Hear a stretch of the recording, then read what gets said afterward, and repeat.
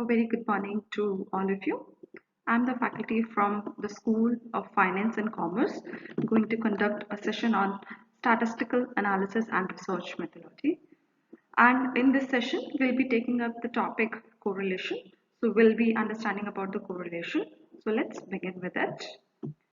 Now, as a prerequisite, in order to understand this session, one should have the basic understanding of what the variable is and the basic understanding about the statistic as well. Now, in this session, we would be covering about the correlation this way.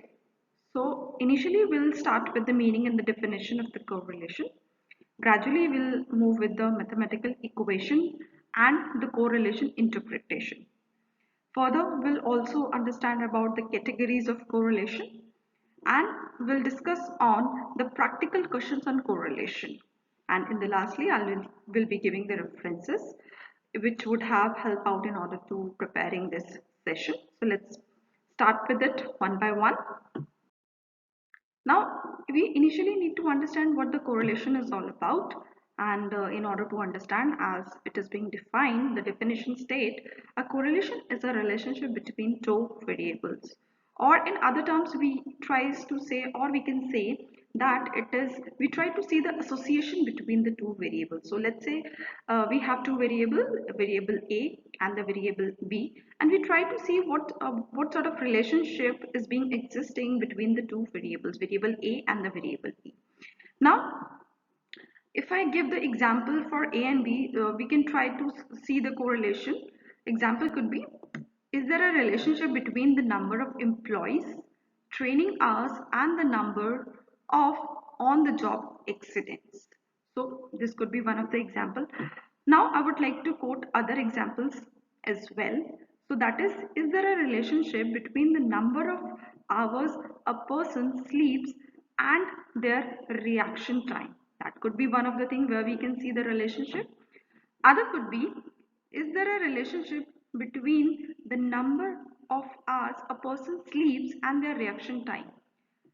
Other could be the number of hours a student spends studying for calculus test and the student's score on the calculus test.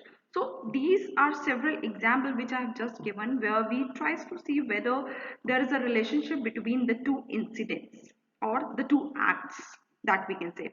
Now in the simple terms, typically we take X to be an independent variable and we take y to be the dependent variable. So as I'm talking about in the correlation, there are two variables, one is a and b. So a either could be we denoted as an a or b, or we can denote it by the x and y. So the data is always represented by a collection of ordered pair, right? Now further, when we talk about the mathematical equation, through that, we'll try to see the strength and the direction of a linear relationship between the two variable which is x and the y, or the a and the b. And with this, with the help of these two variables, we'll see the relationship by the correlation coefficient. Now, since I talked that there would be the ordered pair, so x and y that make up a sample from a population, the correlation coefficient R is given. So this is the formula which is being given here in order to calculate the correlation, and the correlation coefficient is always being presented as R. Now in the numerator and the denominator we can very well see a lot of calculation or the summation things is being given. So the formula is being stated as n equals to summation x and y minus summation x and summation y divided by within the under root n with summation x square minus bracket n summation x bracket of squared, and the same is being followed for the variable y also. Now in the complete formula we can say, since we are talking about the two variables, so obviously there is x and the y, and we'll try to see what the relationship between is being existing with the help of the correlation coefficient. Now the R value always be a number between -1 and 1. So this -1 and 1 could be negative and the positive, and it reflect towards the 100%.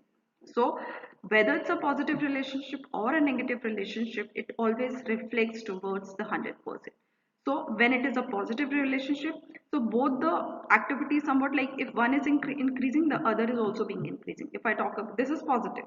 Whereas if I say the negative, if one is increasing, the other one is being declining. So this is what, this is a negative, but it is a very strong relationship. So that we can say a negative relationship, negative strong relationship.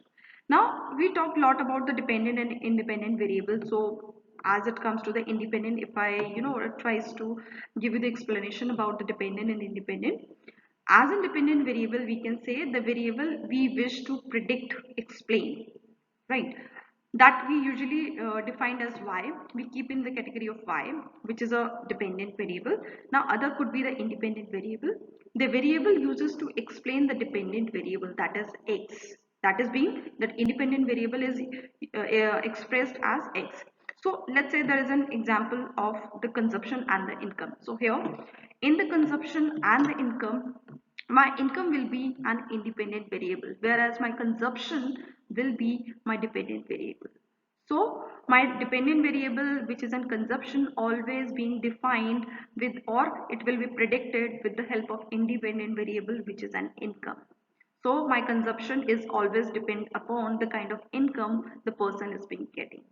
Here, so for the consumption, I will keep it as dependent variable y, whereas income, I'll keep it as x as independent variable. Now further,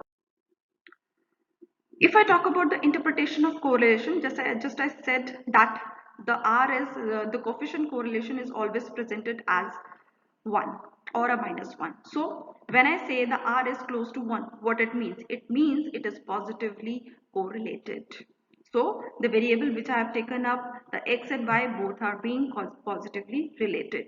So if I talk about the consumption and your income, those are positively related. Now what it determines actually, this means that it is likely a strong linear relationship between the two variables. So that's why it's showing the positive slope. Now other way around, in the second case we can say when the r is close to minus 1, so this minus 1 is reflecting toward the negative correlation between the two. So this is reflecting towards the negative correlation, or two variable which is x and y are negatively correlated. And what it means, it means that likely a strong linear relationship between the two variables with a negative slope. And further, if we find the r is close to 0, so correlation coefficient is coming out near to 0, it means there is no correlation between the two variables, the x and the y. Right. So this is how we try to interpret the correlation or the R with the help of these values, one positive one and the negative one and the 0. So our R value definitely lies somewhere in the positive, negative, or would be somewhere around the 0. So with the help of these we can easily determine these things. Now further,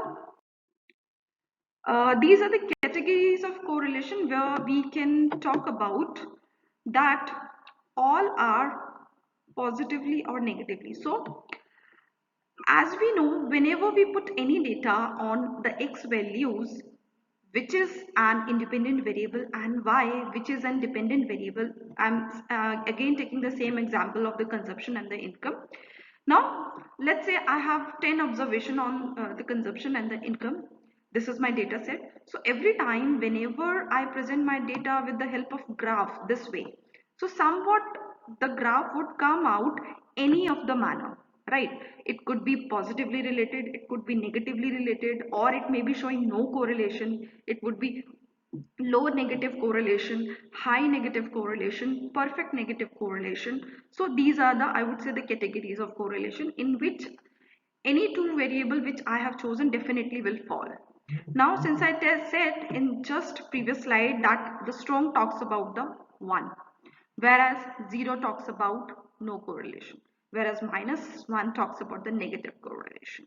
So these dotted things which you can see in the graph is actually the observation. Observation x of independent variable, observation y which is of dependent variable, that you can see. So here with the positive, obviously it is in the increasing trend, and it is showing all the dots are so close to each other, which determines it's a perfect positive correlation. And it is 1. It is falling in the straight increasing trend line, whereas high positive correlation, it is showing 0.9. So obviously to an extent or little bit the observations are scattered, whereas if I say low positive correlation, so it is near to 0.5, or I can say it is a 50%. Right. So here we can very well see the dotted graphs which are very much scattered, which is showing that it is positive correlated, but it's a weak correlation in simple terms. Now in the correlation, you can very well see it is completely a scattered graph. All the observations are scattered, not related to each other. One is lying here, other one is lying there. So that it's completely seems there is no correlation between the variable x and the y. Now further, you can see low negative correlation. Again, it is exactly the same which is being you have seen in the low positive correlation. So in the same manner, but it is negatively and low correlation. So scattered value, but it seems a minus 0.5. This one was the positive one, right? Positive side, but this is on the negative side. What does it mean, the positive and the negative? Though the correlation is there, but it is talking about the positive and the negative. So positive talks about if one variable is being increasing, the other variable is also being increasing. Whereas in the other one, in the negative one, if the one variable is being increasing, the other variable is being decreasing with the same proportion. So positive and the negative, there is a correlation with the same proportion or the same space, they are increasing or decreasing.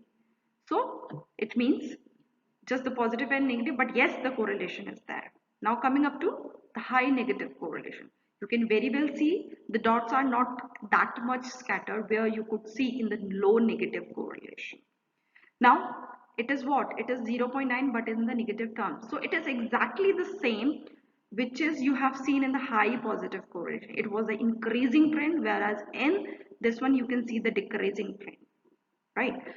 So that's why it is 0.9 minus 0.9. Further you have the perfect negative correlation. So simply one is being increasing with the 50%, the other one is other variable is decreasing with the 50%. So there is complete 100% negative correlation, and with the first one, the positive one, it is also having the 100% positive correlation. In the last one, it is 100% negative correlation is being had. So usually, as I just said, we usually try to determine the correlation with the help of these graphs. Whenever it comes to plotting the graph, we always show our correlation R value somewhat, it would reflect somewhat in any of these graphs, right? The presentation would be either of these graphs, it would be presented.